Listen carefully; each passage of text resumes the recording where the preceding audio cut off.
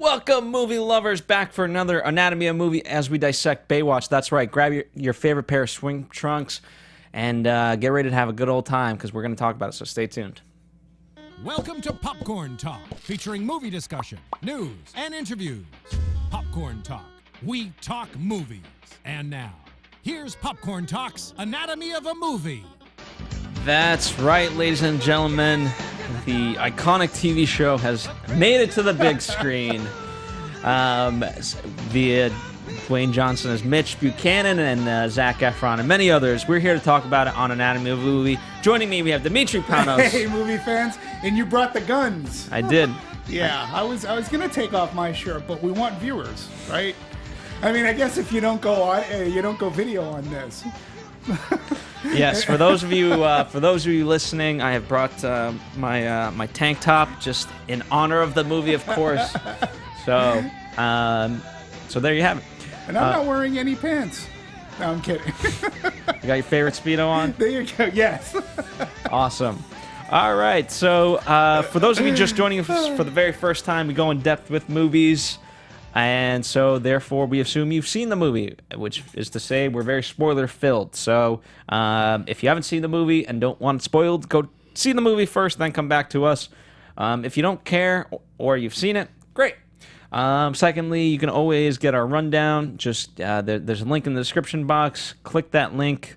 And this week we have quite a bit of photos. I couldn't rob you guys of photos for this one. So so not only do you get the rundown that we use, but you get the photos that we use as part of the rundown. So even if you're listening on audio, you still can partake in the visual aspects of everything. Are you saying that we're going for a specific audience? Listen, I'm doing this show for me. I'm my own specific audience for this one. I don't care if anybody listens to this show. This one's for me. Awesome.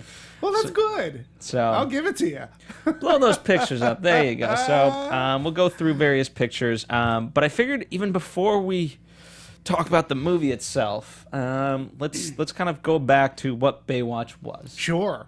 And you know, it was an NBC show canceled after the first season. But what I love about this story is that here's David Hasselhoff coming off of the success of Knight Rider.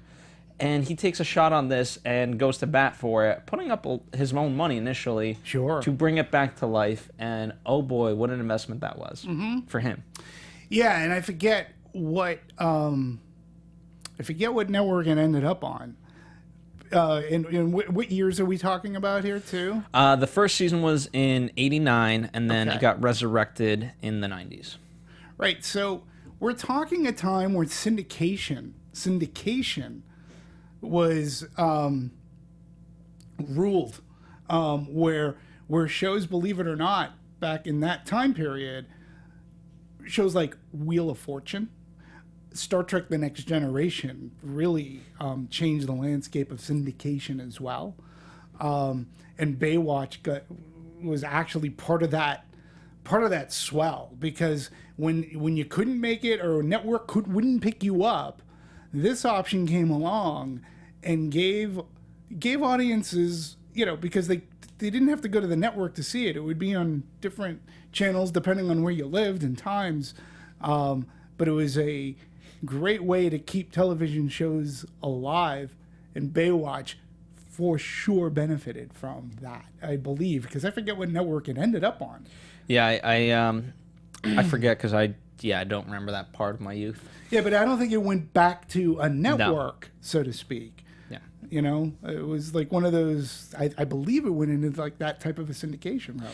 Yeah, it was revived in 1991 with its first syndication run. So you are correct. I almost know something. You got that correct. And yeah, I mean, David Hasselhoff is most known as part of the series. I mean, at its peak, this was just everywhere. To talk about, one of the things that we're going to talk about is global appeal in terms of movies, and is global overtaking perhaps U.S. box office. And this was very much, I mean, it was popular in the U.S., but talk about international acclaim. Dude, it was one of our biggest exports. Yeah. And this is what made Hasselhoff an international star. This is what made him like the what Jerry Lewis was to France, it made Hasselhoff in Germany. Like he became, like it was from all of Baywatch. You can blame Baywatch for his singing career, his jocularity, so to speak. Like he became, because of Baywatch, he became a different character, so to speak. Born was a new Hasselhoff because of internationally and what it meant and what it did. Everybody, this is what back in the time when people would watch the show, they'd go, "Oh, America." No. Yeah. I mean, absolutely. I mean, in that way, absolutely. 100%. The joke is that it used to be called Boob Watch. Some of the other things, the slow-mo run. I mean, the storylines themselves, in many ways, were very far-fetched. Not self-referential, as we'll talk about in the movie, but just absolutely ridiculous. A lot of love triangles and love stories. Definitely somewhat of a turnover of cast and things like that. But overall, it never took itself too seriously, and it just knew what it had. You brought up turnover of cast, and there was a ton of turnover of cast in this show. And usually turnover in cast on a popular show usually means it survives maybe a season, maybe 2, or maybe 1.5. Like when you start getting rid of cast of a show that people watch on a weekly basis. Didn't hurt Baywatch at all, because it was about the cast, but it wasn't about the cast. You just got new cast members to look at. Yes. And hey, listen, if that sounds sexist, there was plenty of good-looking guys. Whether we'll talk about the original Matt, Brody, or even back to season 1 through 3. There's Eddie, and all these. Definitely no shortage of people. No, male and female. To my knowledge, you never had a Ronnie type of character in Baywatch. Oh, unless it was like a one-off and that was it. Yeah. Because that's why, I didn't watch the show, because who am I going to relate to? Well, Ronnie I relate to, but that's so movie-ish. But we'll get into that later. Okay. Well, let's talk, I wanted to talk about this, almost before we got overall impressions, and I guess I'll kick it off from me, because, one of the things that critics are saying is, was there a need for Baywatch? Did anybody want Baywatch? And to that I say, listen, I don't, at what point in the universe is there not a place for Baywatch where basically you're having fun and you can have good-looking people on screen? Like, that's just got to be timeless. Now, if it's not timeless, it's not a world I want to live in. Did they execute it properly? We could talk about that. Okay. I think there's certain things they could have done better. But overall, for what Baywatch was, I enjoyed it. Was it 21 Jump Street? Was it the more recent, let's say, Fist Fight that I rather enjoyed this year quite a lot? No, it wasn't those.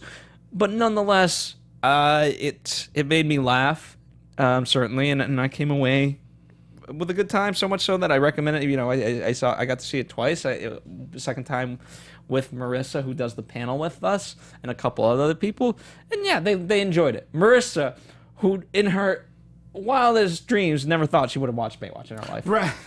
I never thought I'd see a Baywatch movie either, but that's funny that she went. Yeah. So that's my sort of impressions. I'll get to the specifics of which, but I just wanted to share that. Well, for me, and I'm going to bring up actually some of the points that you were bringing up earlier. Like, for me, straight up, Baywatch was never a good television show. No, not at all. Okay, granted, you can't deny its global pop cultural impact, okay? But people didn't tune in because of the stories, okay? It was no Rockford Files. Hell, to me, it wasn't even the San Pedro Beach Bums. I believe the pilot to Baywatch, which was called Tentacles, was about an octopus that was stealing surfboards. Not the original pilot, but I believe it was, quote, season 2 pilot. An octopus stealing surfboards. Either way, you're not wrong. They should have incorporated that subplot into this, and that would have been hysterical. So I guess what I'm getting to is, we talked about, yes, this was one of America's biggest exports, okay? They loved it internationally, but they loved it here too. It was a very high-rated show, and it stayed on the air for a lot longer then hell, I would have thought, right? I mean, it had 9 seasons and then Baywatch nights and so on and so forth. So, so why make a movie from a TV show that wasn't in fact good? Well, in part for me, it's what else is Paramount doing today? They are actually sort of kind of listless. So right now, until Mr. Giannopoulos can right that ship, throw in the very popular Dwayne "The Rock" Johnson, who seems like he can pair up with most anybody, including Sir Absalot, Zac Efron here, and then some very attractive women in tight bathing suits and slow motion. But how do you parody a show that became self-parody itself? To me, its biggest challenge was, and Baywatch to me proves it can't. It takes itself too seriously, and when it tries for humor, just for me, a lot of it just wasn't funny. It's not for lack of trying, or the cast. I mean, I actually believe that they had good chemistry together. It wasn't just because they looked good. They looked as if they were having a really good time making this movie, but it seemed that they were having more fun making it than I definitely was watching it. But I'm not going to deny their chemistry. Mm-hmm. They worked well together, and their chemistry kept my attention until it didn't. This movie comes in at 119 minutes. I found there was a lot of driftwood. There was a moment where I thought the movie was near the end, and I looked at my watch, and I was shocked to learn, oh my head, there's another half hour to go with this. I was like, that's the point where Baywatch made me angry. And they're going to beg me, we can talk about this. Is comedy a dying breed? Are there no good comedy writers? Are studios too scared to take risks in an original comedy? If Baywatch is the answer, then please let's not get to Baywatch nights. And I think comedy. You and I talk comedy a lot, and we do the comedy shows usually sometimes on our own like this, and we talk about it's getting harder and harder. And I want to talk about comedy, and there's a reason why Baywatch is made. Where are we? Here's the thing. It's an interesting thing of how it did get made, and I still stand by, like, Baywatch has a place and time if done well at any point in time. Mm-hmm. I really believe that, regardless of what the TV show did. But what was interesting to me was, okay, so you have the Reno 911 creators, or co-creator, Robert Ben Garnett, and right. He goes into Paramount, and they basically have a whole board of stuff, and Baywatch is down at the bottom. He's like, ooh, I'd be interested in that. Right. And so it's not, we talk about passion for a project, and sometimes there's movies that are just hit or miss, but at least you can tell, like, people were very passionate in making it. I think ultimately, as you pointed out, the cast has a lot of fun. I think, in making this, people had fun, but it just seems like it didn't start from the right place, perhaps. Well, correct me if I'm wrong, too, because the making of this movie does, in fact, have an extremely long history that, if I'm correct, dates back to when Baywatch ended its television run. They were thinking of making that jump in the 90s to the big screen. And to me, that was the time to sort of strike, because, Hasselhoff is riding this huge wave. And I'm not saying that the movie would have been huge in the 90s, but it would have made sense. I'm not saying it should have happened, but it would have made sense. But it didn't happen for a myriad of reasons of happening so. And it becoming a drama action or action drama, how would you categorize it? What the actual show was? Yes, what the actual show was. Drama action. Drama action, right? So now, we get into, 2017, we've had 21 Jump Street, which 21 Jump Street was actually a good show. But what they did is they turned it on its heels and they made it not a drama action, as a cop drama type thing. They actually made it into a very self-referential comedy that was successful. So I can understand Baywatch trying to go that route. we could try to figure out how did that miss? Like, what happened? Like, again, I almost think that they took it almost too seriously. And then when you're injecting some of the humor, some of it was funny. I did get a laugh or two from here or there, but I don't know. When we can talk about, like, what do you think? Like, what could they have done to have made this better? You know, I guess I'll start with this. You know, for me, I thought where it definitely did cross the line was the mentor of Mitch and then Casey Jean. We already have Mitch and Casey Jean in the movie. That's The Rock and Kelly.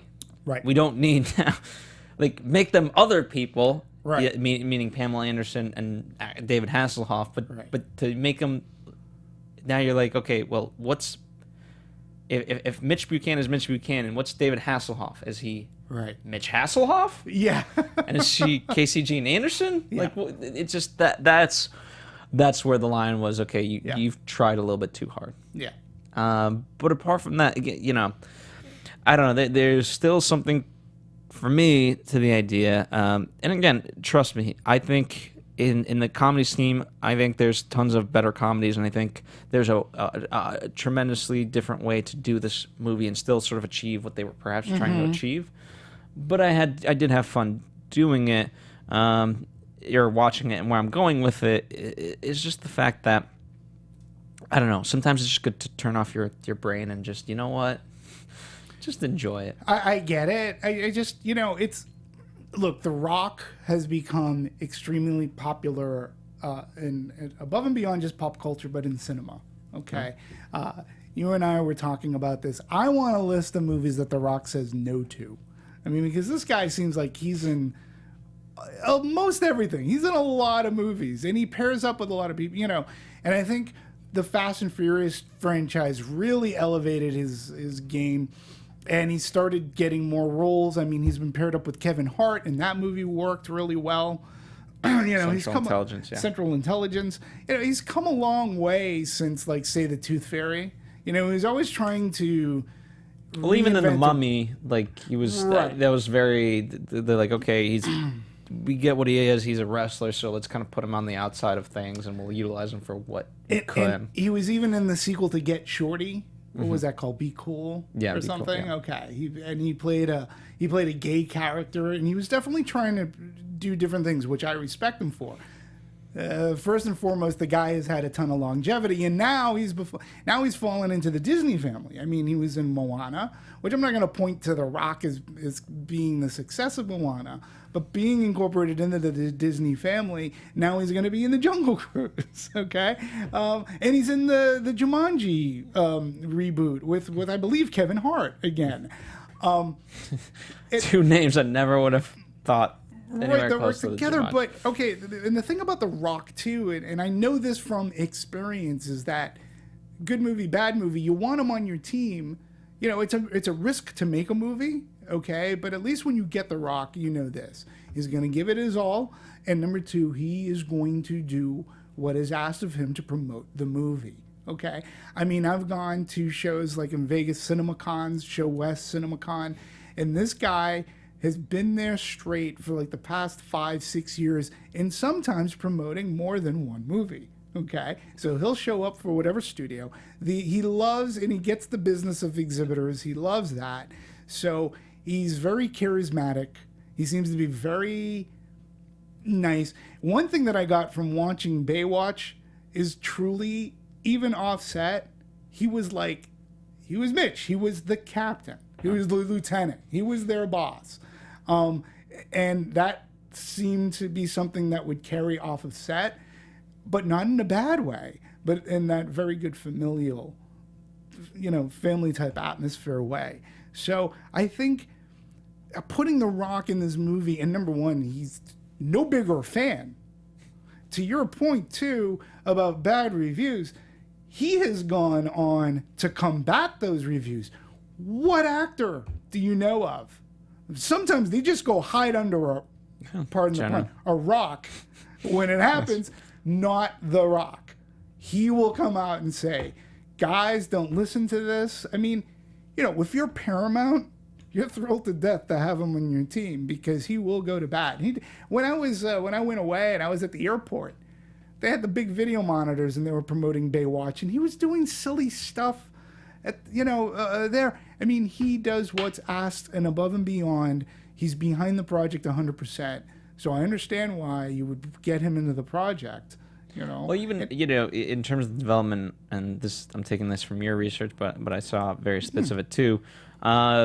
He argued with Paramount. They could have made it PG-13, but it was his idea, his sense of humor, to go, no, let's go R and let's see how far we can push the envelope. Like, it's my type of humor. I like that sort of thing, and I think we can have a lot of fun with this. And he fought for that, and look, and I'm glad, because I'm not sure how this would have gone down as PG-13. Well, I think it would have been. I think the story and everything would have been a completely different movie. Yeah, I think so. But I'm glad that he had the gumption to, and he's got the weight sort of kind of now where he can go to executives and fight that fight. Yeah. But that's why I say he's good for a project. Here's my thing about The Rock is right now he's in this part of his career, like, where he wants to be well liked by everybody, and he is. He already is, okay. But remember back in the 80s and such, Schwarzenegger wanted to become more than just the action hero, okay. Mm-hmm. So he was fortunate because he paired up with talented people like Ivan Reitman, who would put him in movies like Kindergarten Cop and Twins. Like, people saw a comedic side to Schwarzenegger, and it worked, and the movies are still funny today. The Rock he's popular as well, and he can have some comedies under his belt. He needs an Ivan Reitman in his life. He needs that. He needs that story. He needs that Kindergarten Cop type of a story, or even a Twins kind of he needs that creative comedy that will really catapult him, and he won't be getting Baywatch type scripts. He can be getting solid, good comedy scripts. And then when you add it to the factor of his already likability and the fact that he goes to bat, I mean, he's already a multinational, world global star from wrestling, right? Factor that in, like, that's what he needs. Yeah. Like, I think, he needs that good, solid comedy that everybody loves. Certainly, I don't think it's a bad suggestion. Do you agree, or yeah? I mean, if I'm trying to think of who that would actually be for him. There's obviously Phil Lord and what's his partner's name? The ones that did the Lego movie. Yeah, I can't. I think they could perhaps get along, but yeah, I don't know who that would be. And the funny thing is that Ivan Reitman was one of the producers of this movie.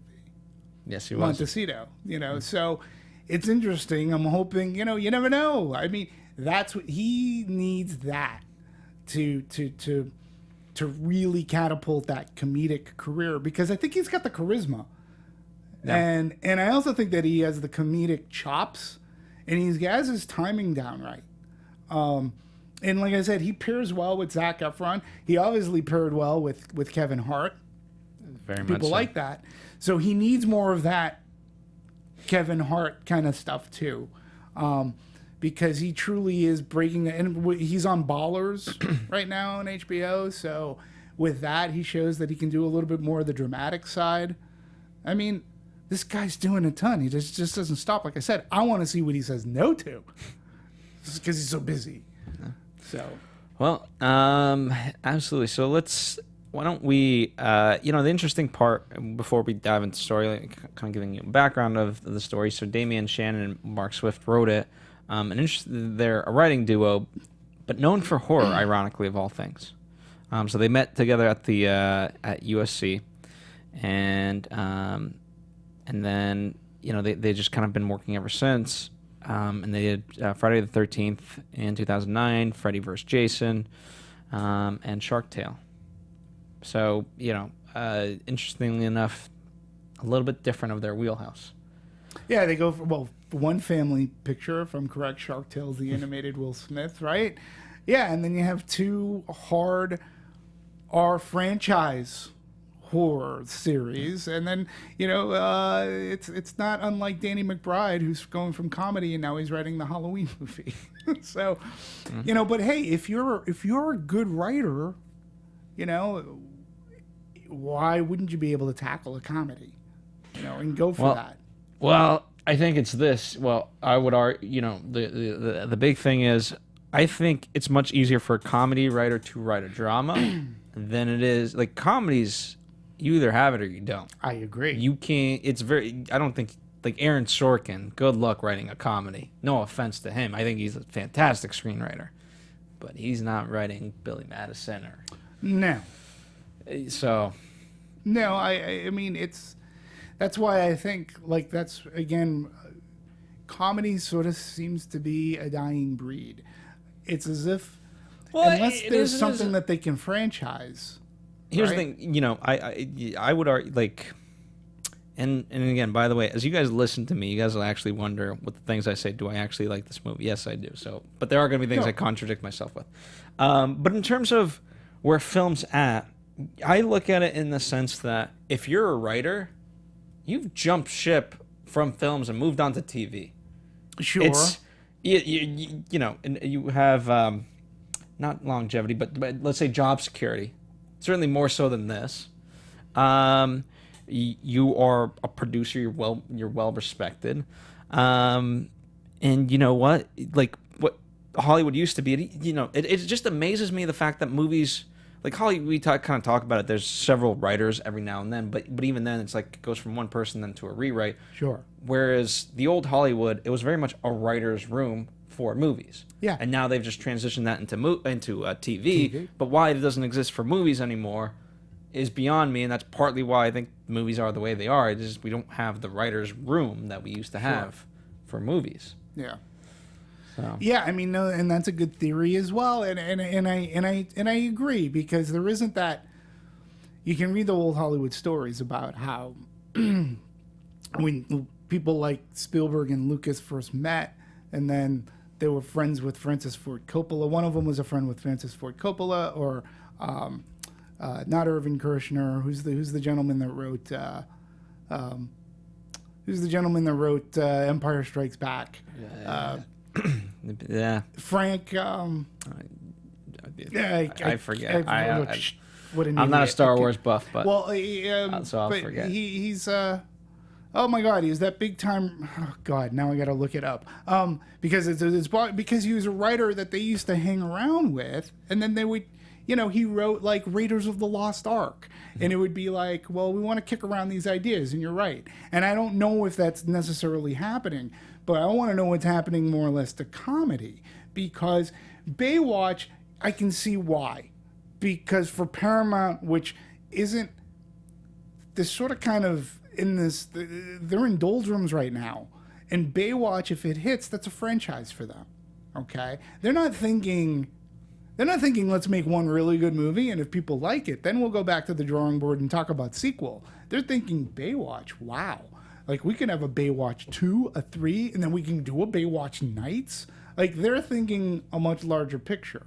Where before, it was, if you made Beverly Hills Cop, and Beverly Hills Cop becomes a huge movie, then they start talking about, when should we do a sequel? And then it was a discussion, because it even wasn't a done deal. I mean, so now I just wonder, like, it's tough to find original comedy. Everything's derivative of something else. I mean, I'm seeing trailers for movies, and albeit they do look sort of kind of funny. There's that Girls' Night Out, the one with Scarlett Johansson. Well, there's Rough Night, and there's Rough Night, and I forget the other one, which is Lawrence Kasdan, by the way, is the name of the writer that I'm thinking of. They all knew each other and started kicking around idea, and Lawrence Kasdan's known to be a really decent writer and director. He's pretty good. And then there's now going back Girls to Trip. Girls Trip. Rough Night and Girls Trip. These are all derivative from like Bridesmaids. Now, Bridesmaids is a very original comedy, right? And so Bad Moms sort of kind of falls in that category. We have strong women making good comedies, but it's tough. They had the Tina Fey one and the sisters too. Yeah. So it's tough Like, let's come up with something that's not Bridesmaids. I mean, we could put women in a comedy for sure. I'm all for it. I mean, there should be. There are extremely funny women out there. And those two movies we talked about, they actually look sort of funny to me. I'll see them. I don't think. Whoa, Jada Pinkett Smith looks hysterical. Girls' Night, I think, is going to be funnier than Rough Night. Yeah. But I think Rough Night, unfortunately, is getting more promos right now, from what I'm seeing. Same here. Same here. Nonetheless. But in any case, going back to Baywatch, I think the Paramount looks at it not as a film, as a one-offer. They're hoping, they're trying to spark something, get something going, because they've lost so much, and it's just been really tough. So when you do Baywatch, you've already had 21 Jump Street, and the equally as good, I guess, 22 Jump Street, the sequel. Yeah. They did really well, but where do you take this? And it's tough because, let me ask you this. What if they took Baywatch, right? And what if they did make it more of Miami Vice-ish? Like, where it was more of a action drama. Because or if you're going to do it this way, how do you separate yourself from 21 Jump Street? Yeah, I mean, it's a comedy. It's a decent question. So, yeah, I mean, in terms of the answer, I don't know. But, I mean, I guess, why don't we dive into the story a little bit and see if the answer emerges, right? So, I guess, overall, I mean, what did you think of the story? Here they are, lifeguards, and boom, we gotta save the beach. We got drugs on the beach. We got this hot woman who's a hotel owner who wants to run the drug cartel, and it was somewhere in Florida. Yes. Emerald Bay. Yeah, Emerald Bay. To me, this was a Baywatch story. I mean, right? I mean, yeah, very much so. Yeah, it was a Baywatch story. That it had all the trappings of what could be a very cheesy Baywatch story, and then you had beautiful women and lifeguards trying to solve a crime. Where there was one character in the movie who actually was one of my favorites, the actual cop who kept on going, "Oh, LRB, you guys are lifeguards."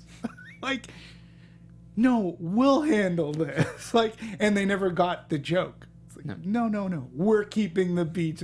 No, you just make sure people don't drown.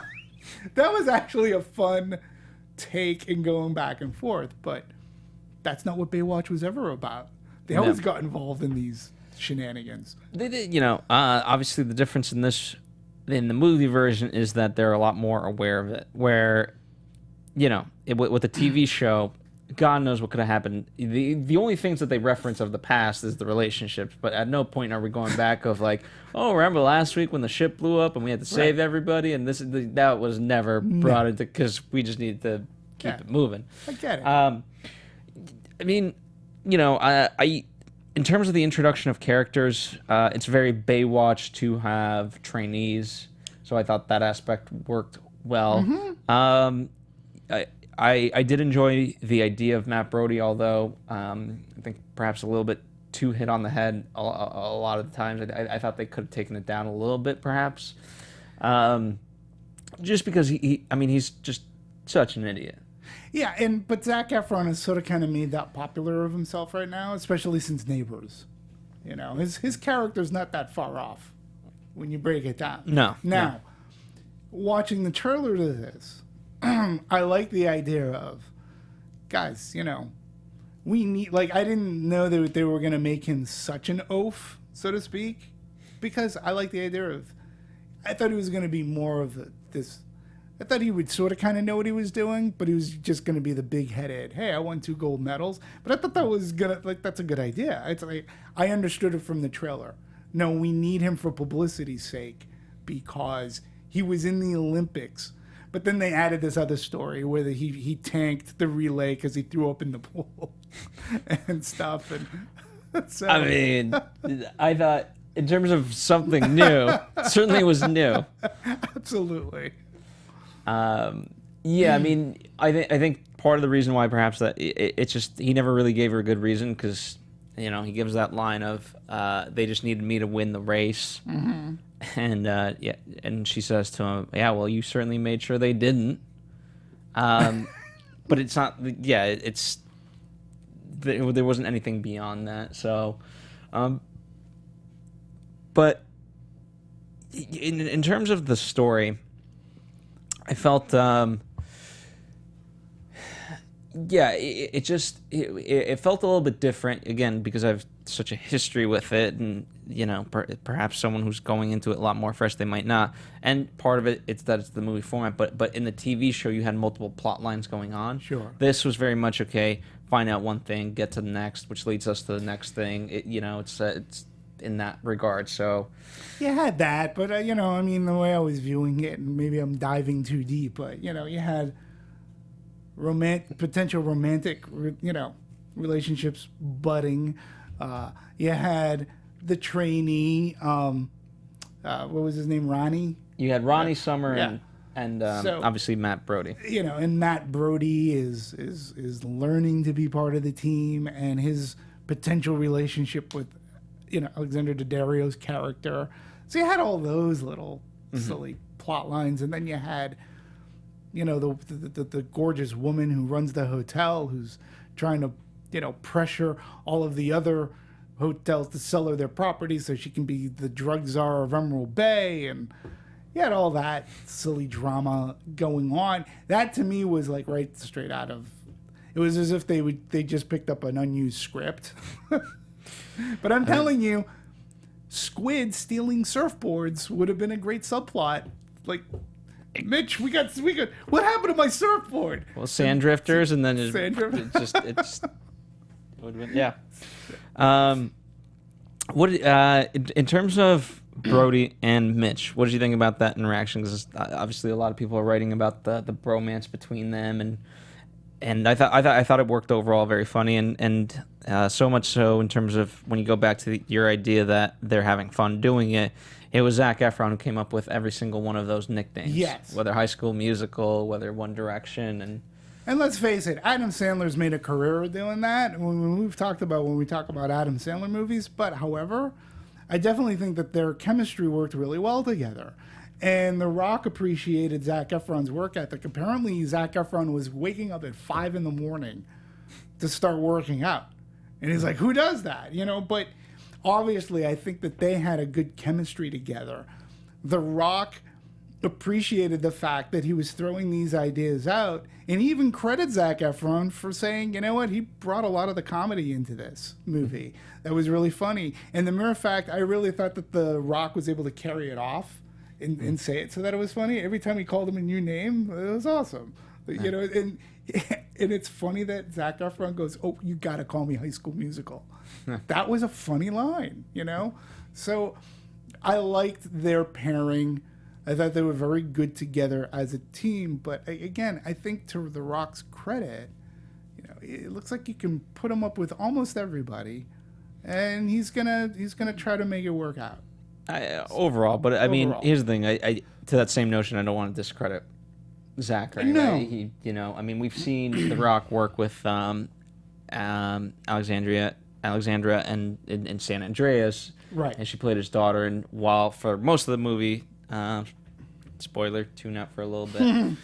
20 seconds. They're separated for most of the movie. When they do have their scenes together, it's very touching and believable. Yeah. Anthony, if you will, from the booth, bring up a couple of the cast photos, only because if you're talking about the workout thing, I don't know how true this is, although I also don't find it that untrue if someone were to tell me.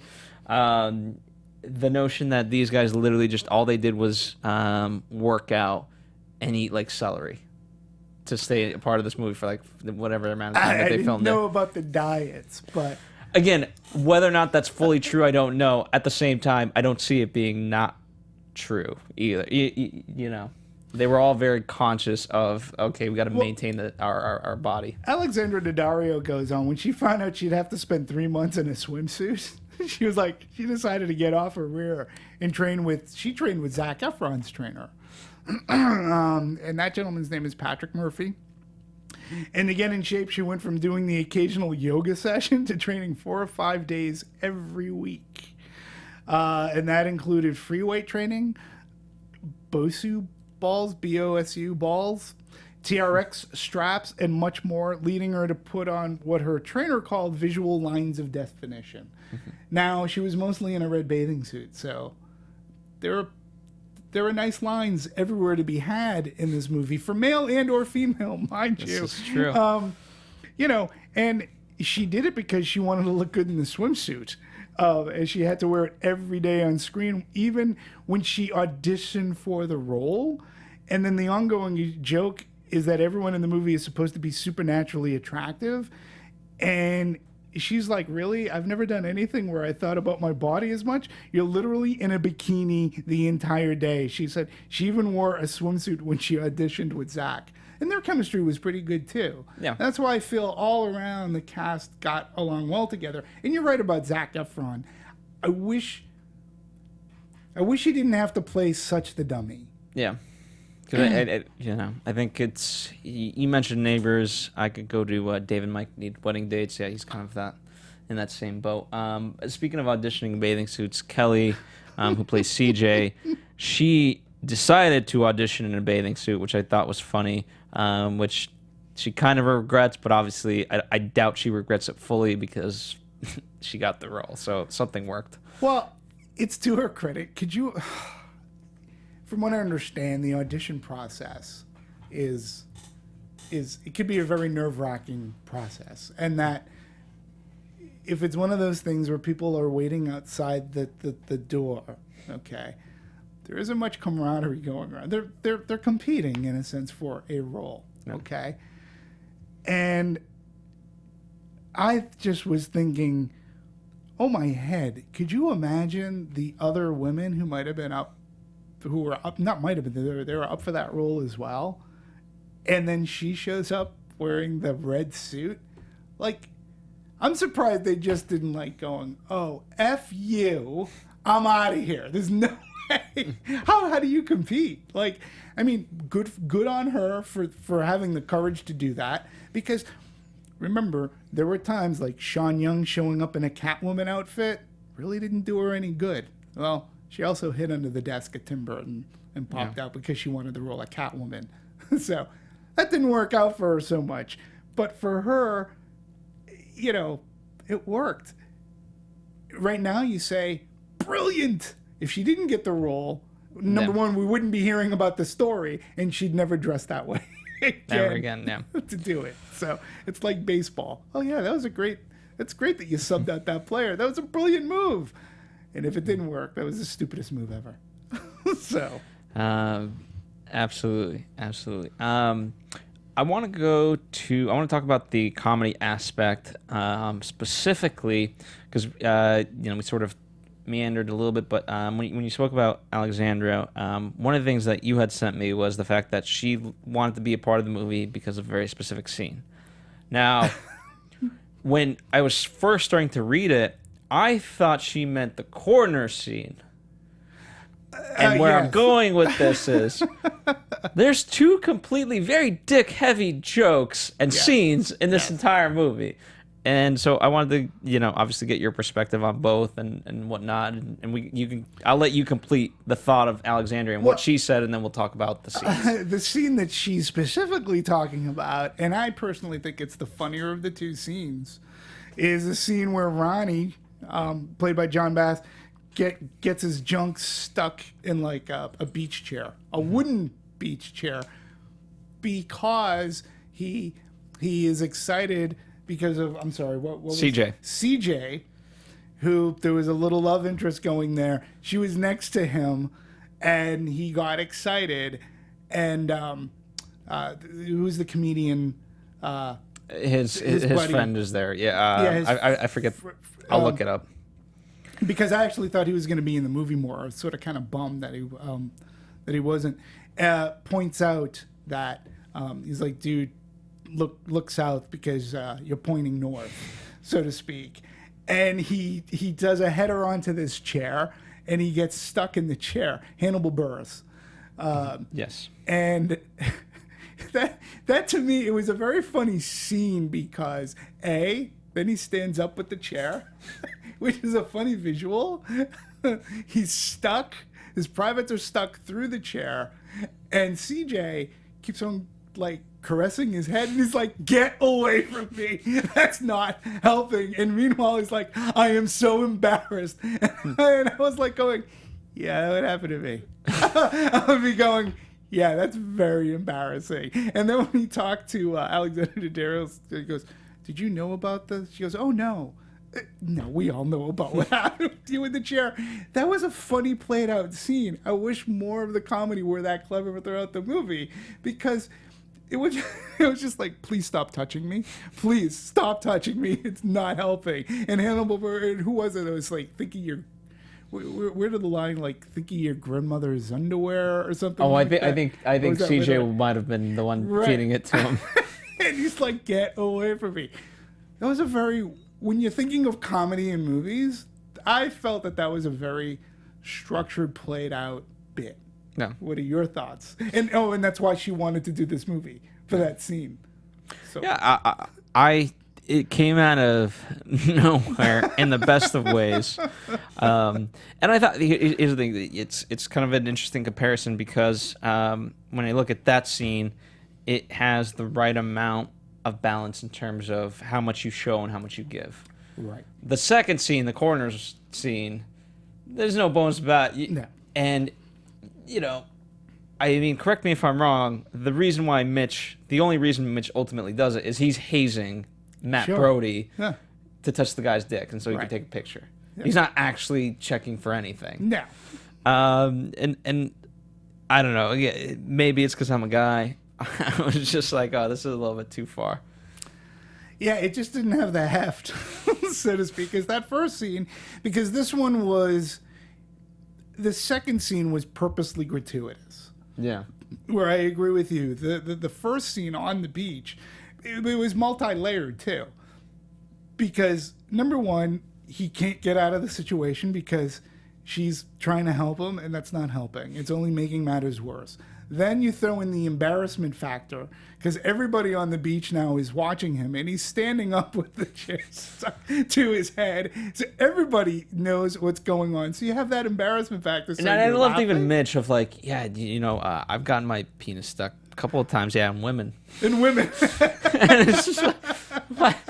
Not the same, Mitch. Not the same. Mitch. Yeah. So that's why I felt that was a very well crafted scene, from writing to acting to directing to the way that it was edited, because we didn't stay on the junk enough, but we saw enough to see how it got stuck. And it was like, yeah, you needed a crowbar to... It was just very funny, where the scene in the hospital just was gratuitous. Like, I don't mind gratuity, but it just seemed gratuitous for the sake of, we gotta show another penis in the movie. We gotta get a penis in the movie. At what point is that a note from the executives? But yeah, we need another penis in the movie. We need another, penis. So, now what was funny is when they're hiding in, but that was in the trailer too. Yeah. And the fat was dripping on him, and he comes out and he's drinking the jug of Pure ale. Yeah, pure ale. That was sort of funny, but again, I wish there was more humor like there was on the beach, that scene on the beach, because in fact, because it happened so early on in the movie, I actually had hope. I was like, this scene's sort of fun. I'm laughing. This is a funny scene. I go, wow. Well, okay. It seemed like, again, the character of Ronnie would never have anything to do with the original TV show, but stole the show. So I want to ask you, and we'll talk about leads as a character as well, but at the first party, right, the actual, at the club, when Mitch tells him, like, I need you. And at first he's hesitant, and he's like, no. And then he switches gears completely, right, and just does his bit. What did you think of that bit? That was just chubby guy dancing. I thought his other bits were funnier. Like, again, for me, it's a double-edged sword, because on one hand, right, whenever I see movies, whether it's a comedy, drama, action movie, whatever, whenever I see beautiful people falling in love with beautiful people, I'm like, yeah, well, of course. Like, of course it's going to happen, right? how come they don't have like beautiful people and then there's me? And then this movie does it, right? And they do it pretty well, but then it's like, yeah, no, that's just that only will ever happen in the movies. Like a guy like him wasn't gonna do it, but where they You're not the tech guy. You're not the fucking tech guy. The fucking tech guy. Nope. Unfortunately, but where he was where he was the most funny was when outside of the dancing, which Farley was could carry off. Chris Farley could carry off like the fat dancing. That scene just went on for a little bit too long, and especially since our villain like knew it was a ruse anyways, so it almost had no place in it, or it just went on too long for me. But otherwise, though, he's this John Bass. He was funny. I liked when they were running on the beach at the end and he trips up Zac Efron. Which apparently was Zach's idea. Was it? Yeah. I think that's a funny scene. Watching him train, like I love the fact that they say the kid's got a lot of heart. Well, I have a lot of heart too. I'm like, oh, he's somebody I could root for. But then in the end, it's a movie. It would never happen. But I loved when they wake up in bed and she's like, you want some pancakes? He's like, yeah. And I'm like going, yeah. And then when she's away and he's like doing this, and then she goes, yeah, I'm still here. He goes, oh, yeah. I'm like, yeah, that would be me. It was. I thought those scenes were, again, they were clever because they were making fun of that physical archetype. And you're right. Somebody like Ronnie would never be in the original Baywatch. And he always had a shirt on, which was awesome. Well, except for the shower scene when he's singing Katy Perry's Roar. He gets caught by surprise there. Yeah. Co-ed showers. No. Yeah. Yeah, you know what? I mean, in thinking about it, I did love his character. I think he did steal a lot of the show, believe it or not. Just even like, yeah, salad. I'll have a salad. I'm a leafy greens kind of guy. Really? There's no one's eating freaking salads. How the hell do you guys look like that? So I thought that played well. Yeah, he had one other funny line, and it was in regards. Because he was the guy who goes, it must be, is it just me? She's always running in slow motion. Now, again, self-referential, but it was just the way. But when Alexandra Daddario was like, yeah, I see it, because you see it too? It's like, wow, that's crazy. Yeah, it was just the way he delivered it as well. And it's one of those relationships. Would a woman like that go for a guy like that? Usually only in the movies. But I'm glad it worked out for him. Well, yay! To that point, the slow-mo bit, right? I want to ask you about this because then they turn around and CJ when Pamela Anderson CJ comes in, right at the end, young CJ is like, because she's going to be the new captain. Captain, right? But CJ, young CJ, is looking at it like, oh, this is going to take a while because of the slow-mo.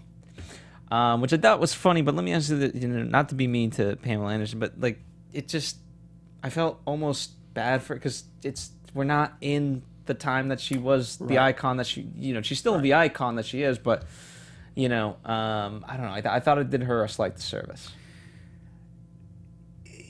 I get what they were going for, and I get the self-referential joke. It could have been done maybe differently.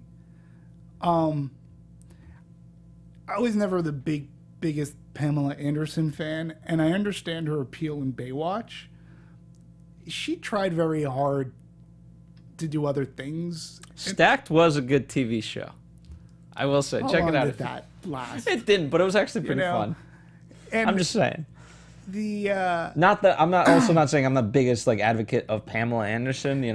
I'm not one way or against her. She became extremely popular from Baywatch. Barbed Wire didn't do anything for her career, but then there was a sex tape that came out. So, again, it's just not my particular type, which is fine. It's listen, to talk about trials and tribulations, this is a woman who's gone through a lot. And actually, I applaud some of the things that she's focused her life on now. because that's a complete turnaround than what she was. Okay, and sometimes, something big in life has to happen for that to happen. I wish they gave her better due. Like, it would have been fun to maybe have, instead of having that guy captain, why didn't you just have her as that entire role?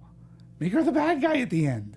Like, at least that way she would have been utilized better, I think. And not so much, as you said, and I don't disagree, done as a disservice. Because, Jesus Christ, Hasselhoff had his roles, and it wasn't a disservice to him. He was just being the caricature of himself, which he already is. No. So it wasn't doing anything, but they could have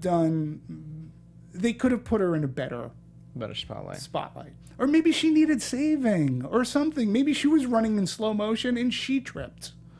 They could have done something else, I think. I agree with you there. I want to talk about Leeds, the character of Leeds, because obviously she's our villain and whatnot, which will also tie. I want to talk about specifically the ending part. She just dies. Yeah, she just dies, which is absolutely ridiculous. She gets blown up by a very big firework thing. Like a bazooka. The bazooka fireworks. But I thought overall very charismatic. This is her first Hollywood role, correct? I believe so. Yeah, there was lots being said about this role for her. I mean, she got a lot of attention, and she's in Quantico. And I don't know. Look, at number one, there's no denying her beauty and her uniqueness. I mean, she won. Come on.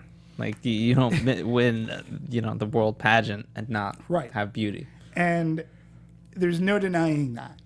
By placing her as the villain, number one, again, it just goes back to, some people have criticized her, and I'm like, why? She does this role.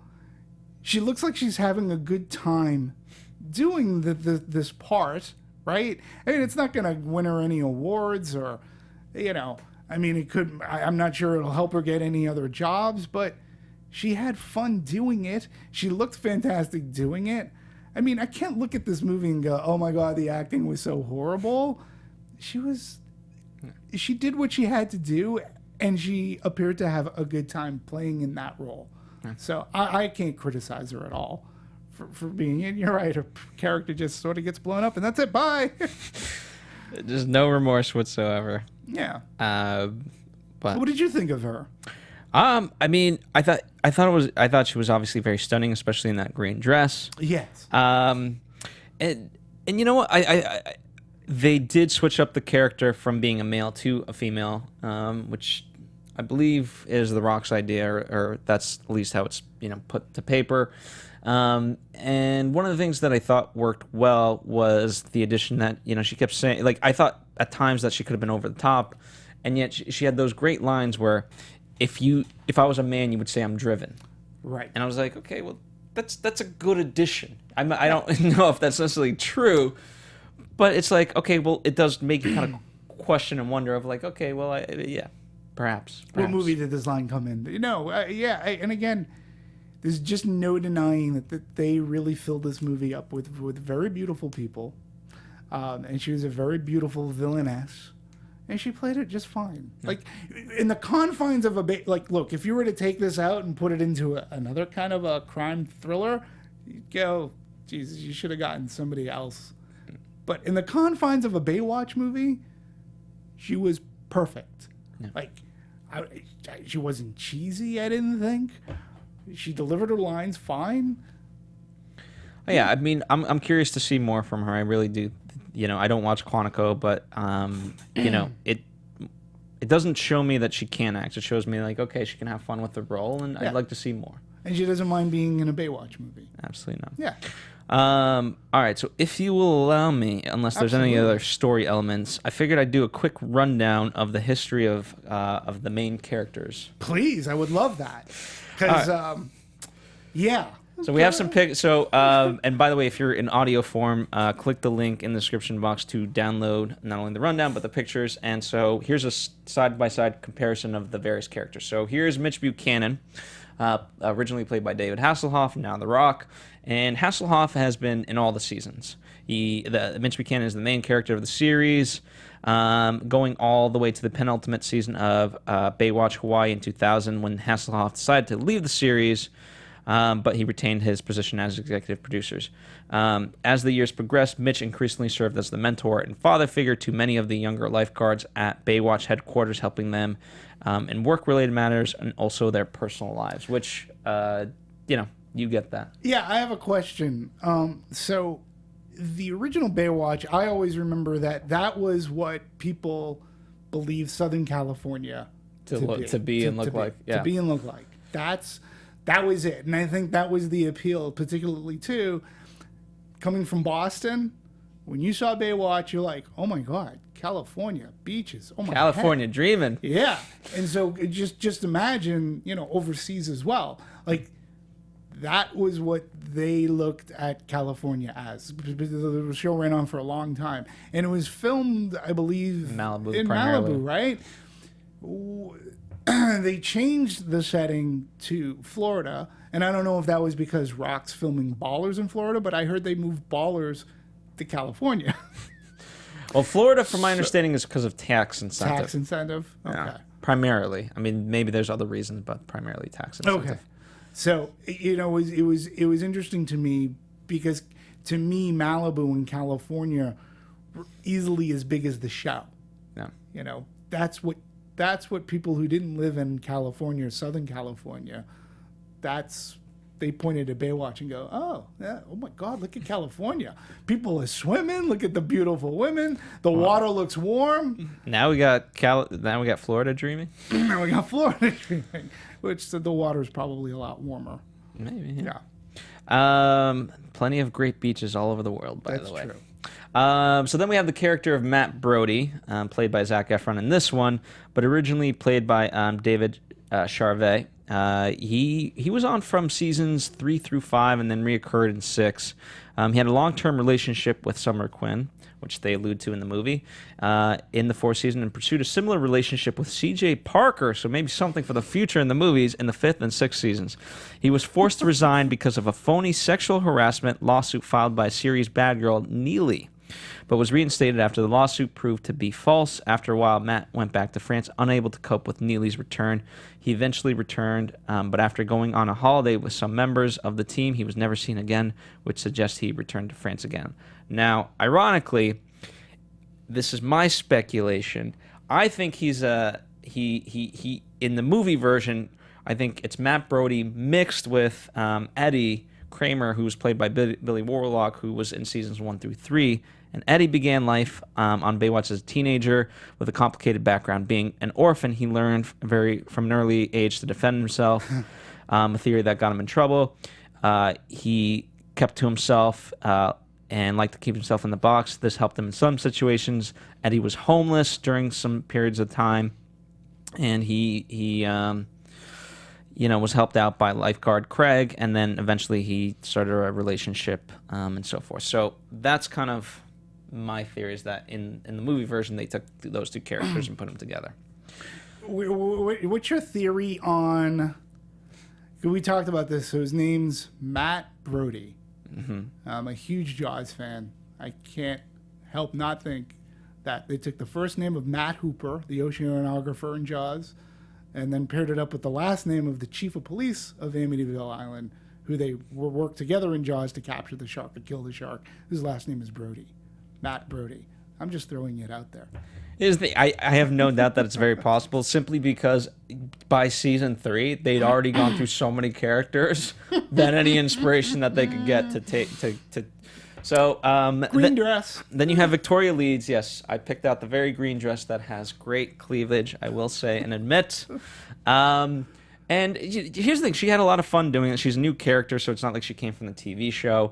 If you listen to her on Chelsea Handler's show, she talks about how much fun she had. I'm sure at other interviews as well, but that one in particular I got a chance to catch. And, what she enjoyed about her role is that while she's in a Baywatch movie, she doesn't have the pressures as all the Baywatch girls. Right. So she didn't have to follow the strict diets and all that quite as much. I gotta tell you, I wish there were more outtakes. I have a feeling during that dance scene, I have a feeling she was cracking up. Oh, I bet. I have a feeling because I was getting the sense that she was holding back, like going, what the hell did we just, like, 'cause she even says, I don't know what the hell that was, but thank you very much. But I have a feeling she was cracking up. Oh, I just have a feeling, and I would love, there's got to be video of that. When the Blu-ray or DVD comes out, I'm sure. Then we have Summer Quinn, which, apart from from Matt Brody's relationship, she's not as standout as you would imagine her to be. And originally played by Nicole Eggert. Summer and her mother Jackie moved to California to escape Jackie's abusive ex-boyfriend. They traveled across country in their trailer and set up home in a local trailer park. Summer was a star athlete in her hometown, winning many awards for swimming. Her mother's ex-boyfriend tracked them down and confronted Summer. When he began to get physical with her, Matt Brody stepped in and stopped them. This was the start of a long relationship between the two. Later, with the help of C.J. Parker, Summer overcame bulimia. Summer then left to pursue That was in a very special episode of Baywatch. Yes. The bulimia, that was in a special episode of Baywatch. Which, if you watch Baywatch, what I loved about it was on tonight's episode of Baywatch, and they would kind of give you the tease of what you're going to see. And then you have the, I would say the most iconic of the girls, Casey Jean, C.J. Parker, played by Pamela Anderson from seasons 3 to 7. A strong, dedicated lifeguard who is also the object of desire from several men on the beach. Eventually left Baywatch and married a rock singer in Mexico, not her actual real life. This is CJ we're talking about, but unfortunately it didn't last. She later opened up a beach cafe in Hawaii and married one of her waiters, Leonard.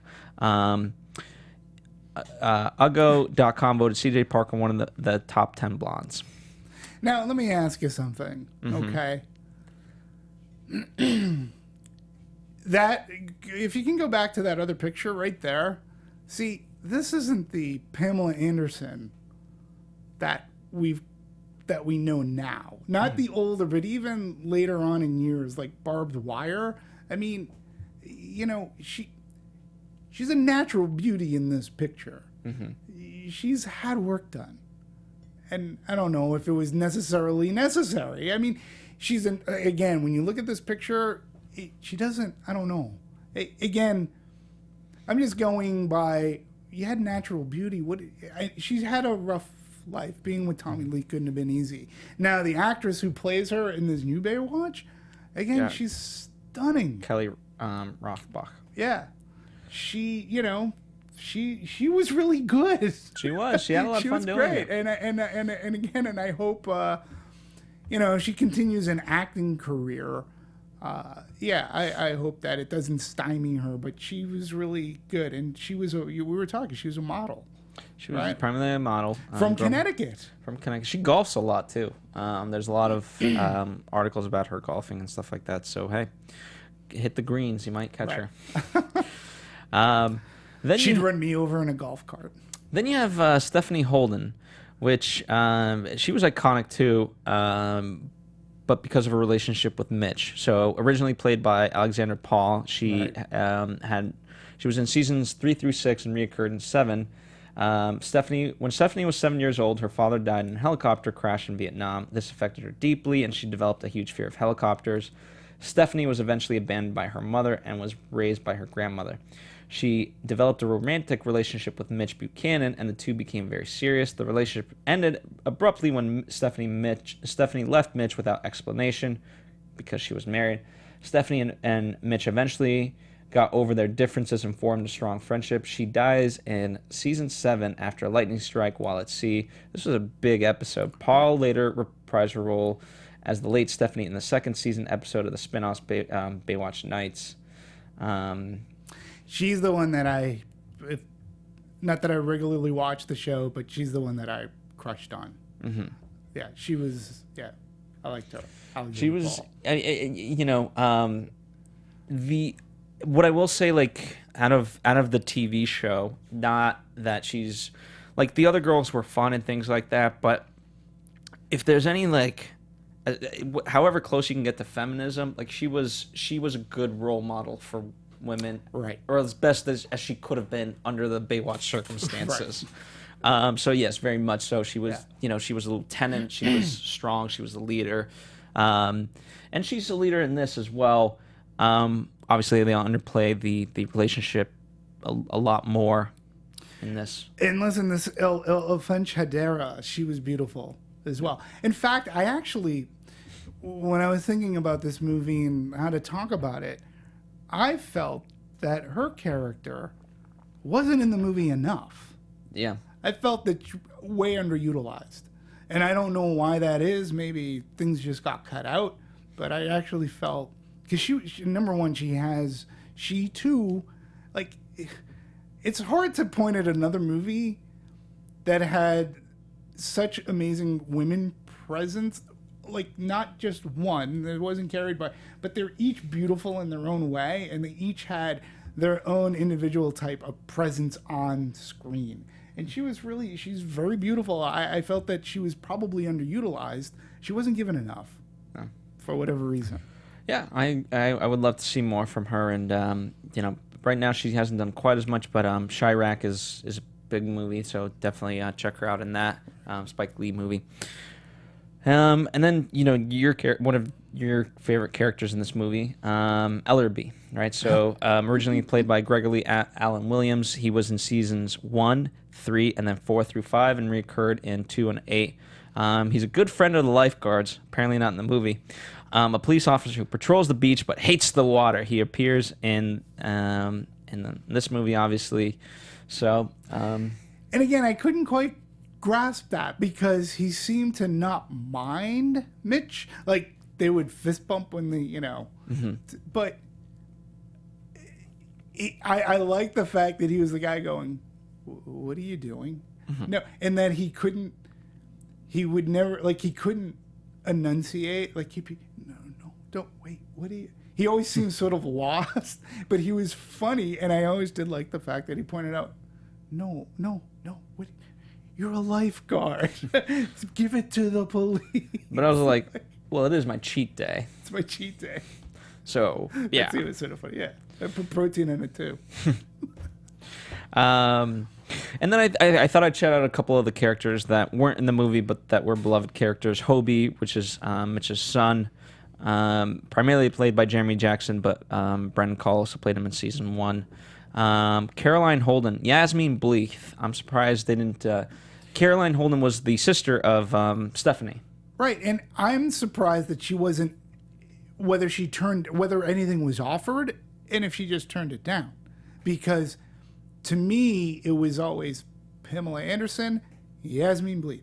Yeah. Am I wrong in that? Like, they seem to be the two that were the most representative, in a sense, or the most popular. That's right. I don't want to get it. I mean, here's the thing with her. I know she suffered, there's been a lot about her in the news with weight gain and her own issues, and so okay.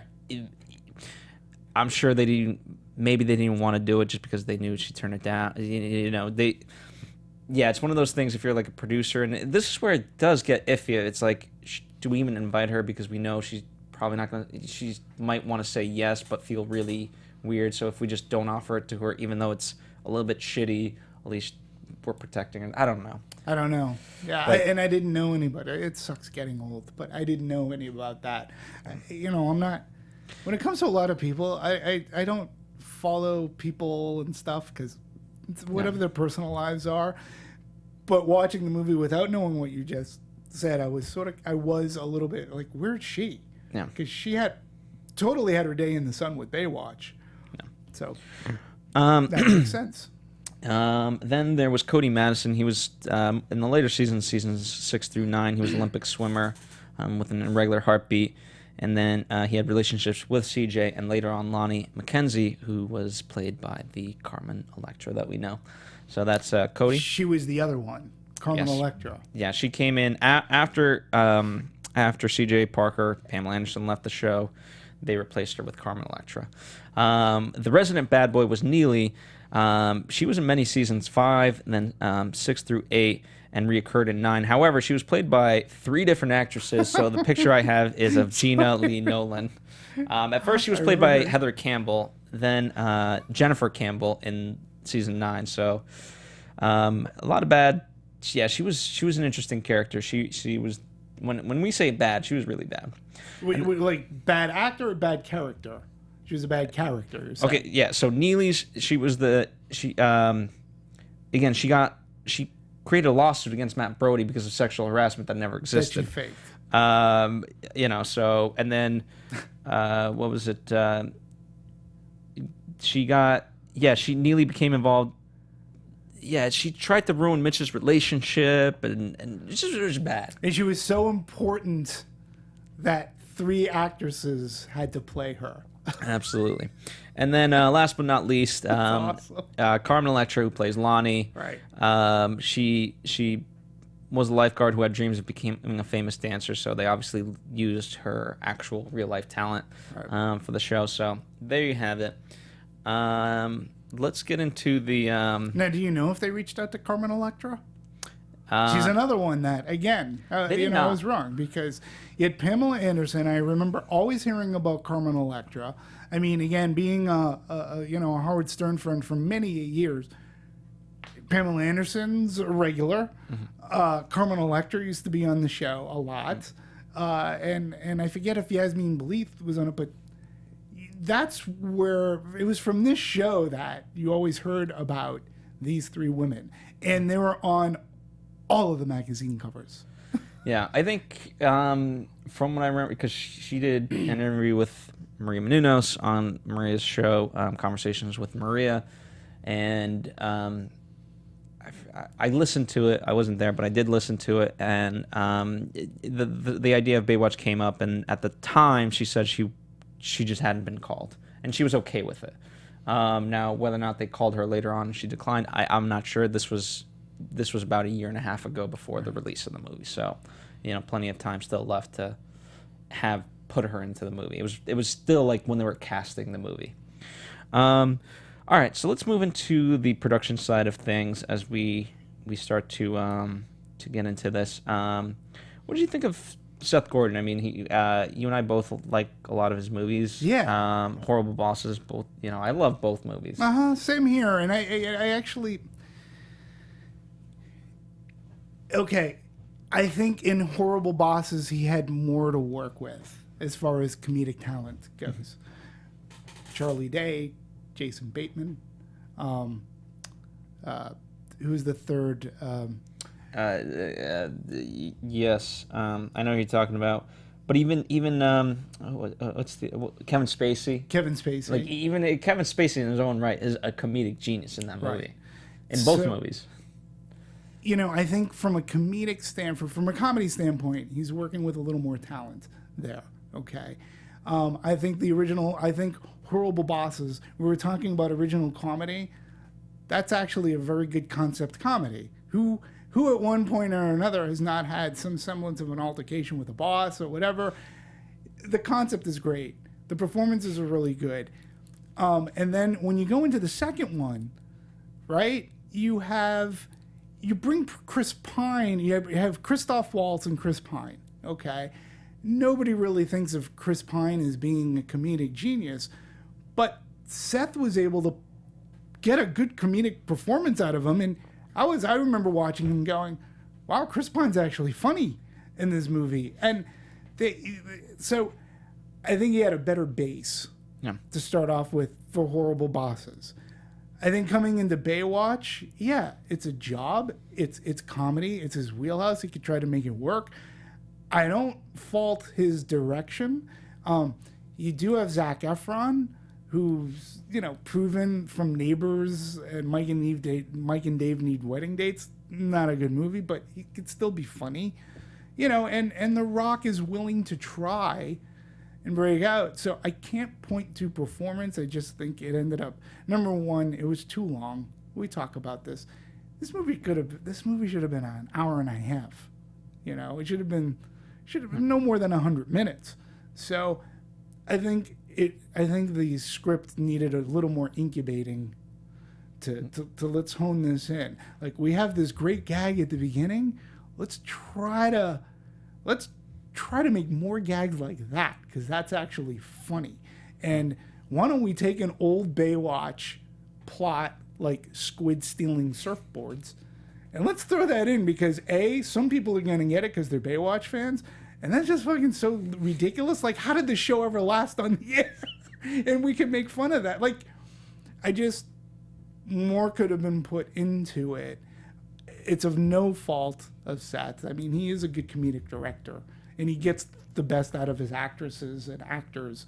And a lot of them, to my knowledge, aren't comedian people.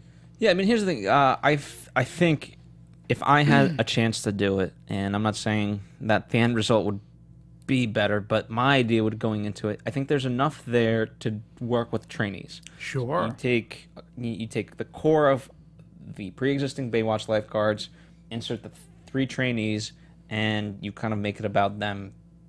That's it. And right. And you don't need a main villain. You just kind of have these. They're almost vignettes in a sense. Sure. And then you're hinging more on the relationship rather than like, okay, great, there's this villain we have to all go after. Sure. That would have been my thought. Yeah. I know. I totally get what you're saying, and so have just different complications on the beach. Yeah. Yeah. Because again, it's not about the complication. It's about strengthening the bond between them as people. And I was even thinking too, like, what if you were at the point where Mitch was thinking retiring, which Hasselhoff never did. And he was like thinking, I'm going to leave the beach. And actually, he did. Well, Mitch Buchannon thinks about retiring. Yes. He got fired, but I meant, yes. So no, I meant in the actual TV show. Oh, okay. There was a point in time when Mitch thought about retiring, because he was getting too old for the. But then he was like, they still need me. They still need me for Baywatch nights. But, I mean, I don't know. There could have been a myriad of ways that they could have gone to have made it a stronger comedy, especially now in the summertime. Yeah. And I understand, too. I don't fault them picking the date that they picked, which is Memorial Day weekend. It's the start of many summer vacations. Summer needs a good, strong comedy, and I just wish that this could have delivered more. I did like their slogan, "Summer is coming," especially when they had Summer Quinn on the poster. Yeah. So,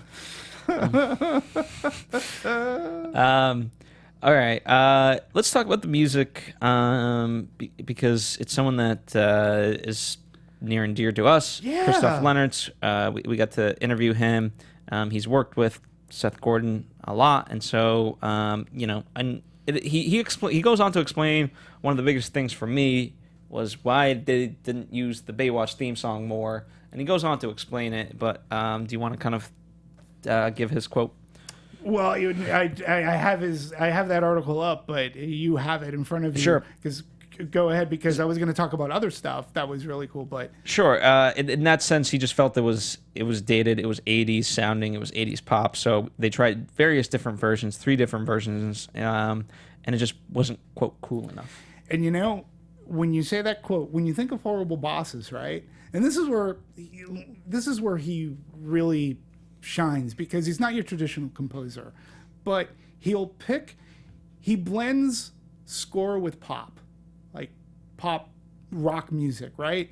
So there's a scene in Horrible Bosses where they're all walking in like slow motion, and they're actually walking in slow motion, but he uses like a cool song to set. It's almost like Reservoir Dogs-ish, like the way they're walking. I didn't get the sense, like, he's great at blending that and trying to find that rhythm, in blending rock music or contemporary music with score.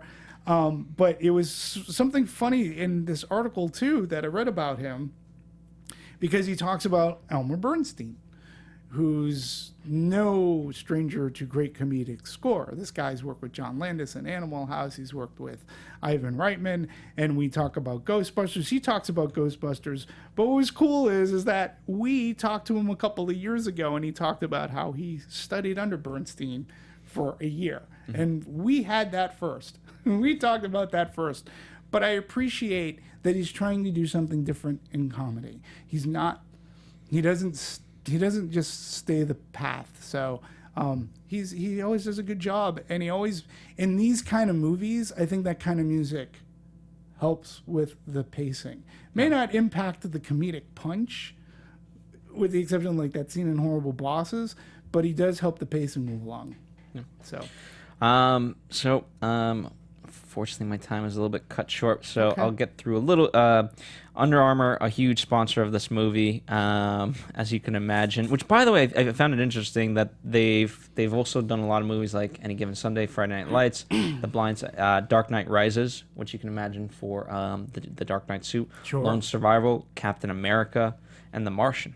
Believe it or not. A couple of other quick things. One Piece swimsuits have gone up in sale. So we're gonna get to box office real fast here, but I like the One Piece swimsuit. But the One Piece swimsuit, the box office may not be great, but the One Piece swimsuit numbers are going high. So something's working. But let's talk box office. Yeah, $33 million thus far as of June 1st. Its production budget was around $69 million, which means so it's right under 70, right? So you're probably looking at close to 100, depending on what you put in for the marketing. Now we talked a lot about foreign box office, and we talked Pirates of the Caribbean. Thus far, though, I'm not sure that they've opened up in all their territories. They have not, and that doesn't make sense to me, because I would figure with a movie like Baywatch, which was so huge overseas, why wouldn't you just get it out there? Like, I don't understand why there wasn't a concerted effort. Because like I said, we talked about it. Television-wise, this is a huge export for us. It's huge. I don't understand why they're holding back, because unless they were afraid of piracy, but at least to me it would just seem from a sales standpoint, since the movie didn't do fantastic, that maybe it's harder to do. I don't know. But worldwide, it's done $34 million. We'll see what happens in the coming weeks. It's interesting because even though we were talking about film critics, we were talking about criticism, this one got skewered. This one was about 20%. Yeah. And I know it was hovering between 18 and 20. We'll call it 20. We'll give it the benefit of that doubt. 20% ain't good, but on CinemaScore it got a B+, which isn't horrible, particularly for a comedy. But in this day and age, I'm not sure.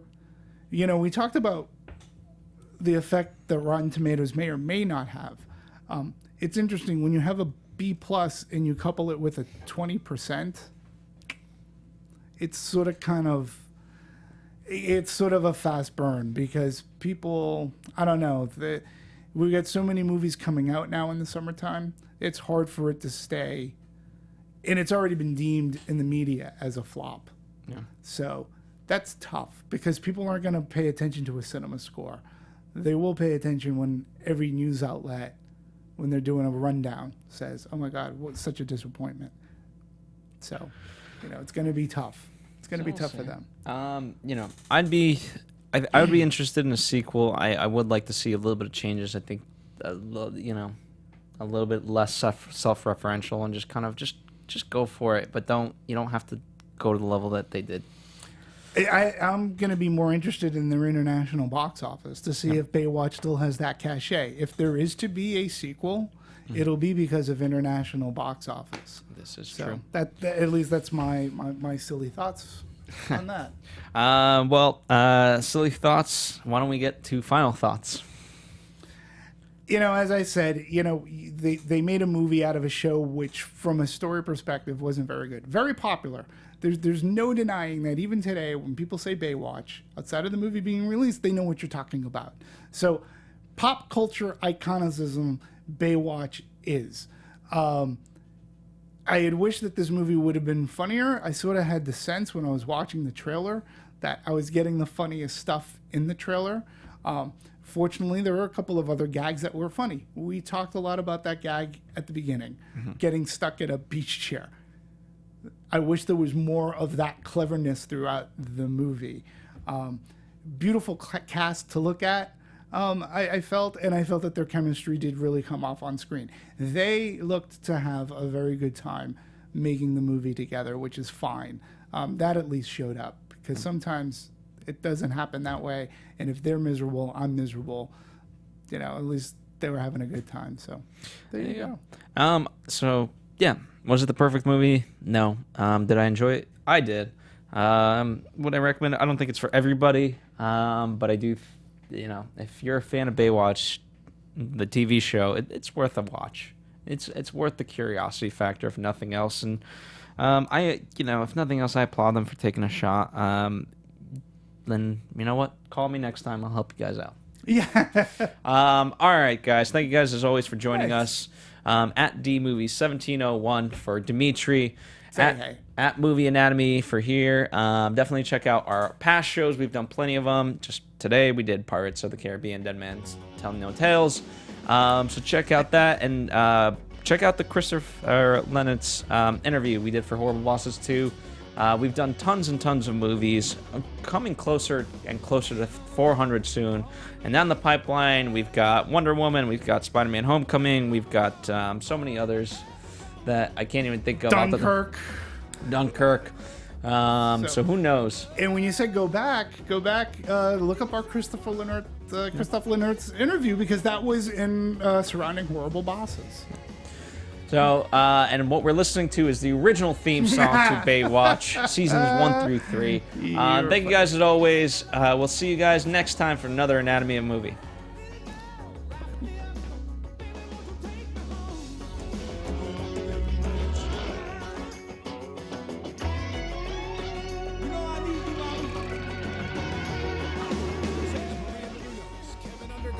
Phil Svitek, and the rest of the Anatomy of a Movie staff. We would like to thank you for listening and subscribing to the show.